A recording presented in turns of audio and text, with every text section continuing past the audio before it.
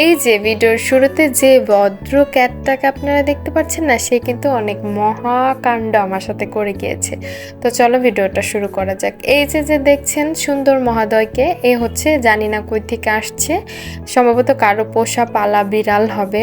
তো হচ্ছে ও জানালাতে এরকম করতেছিল, আমি ওকে দেখে তো স্বপ্নের মাঝে হারিয়ে গিয়েছিলাম, ওকে পালবো, এই করবো সেই করব। এখন প্রবলেম হচ্ছে আমি বিড়াল ধরতে পারি না, তারপর আমি ধরার অনেক চেষ্টা করতেছিলাম ওকে বাসায় নিয়ে আসার জন্য, কিন্তু ও কোনোভাবে আসতেছিল না। মেবি আমাকে ভয় পাচ্ছিল, আবার আমিও ওকে দেখে ভয় পাচ্ছিলাম। বেশ অনেকটা সময় কিন্তু আমি ওর সাথে ছিলাম শুধুমাত্র ওকে কনভিন্স করানোর জন্য, বাট কোনোভাবে ও আমার কাছে আসতেছিল না, এরকম ভয় পাচ্ছিল। যাই হোক, অনেক লং টাইম পার হওয়ার পরে দেখেও আমাদের বাসার এই যে ট্যাঙ্কের ওইখানে একা একা বসে আছে, রীতিমতো এটা দেখে আমার অনেক খারাপ লেগে যায়। তো আমি ভাবলাম যে মই দিয়ে উঠে ওকে নিয়ে আসবো, যেই ভাবে সেই কাজ, আমি মই দিয়ে ভেবে উঠে ওকে নিয়ে আসতে যায়, উঁচুতে ওকে আমি নামাতে পারি না। ও কী করে ভয়ে, আমি ওকে ধরতে গেছি, ও আমার হাতেও আসছে, কিন্তু আমার হাতে একটা খামচি মেরে দিছে।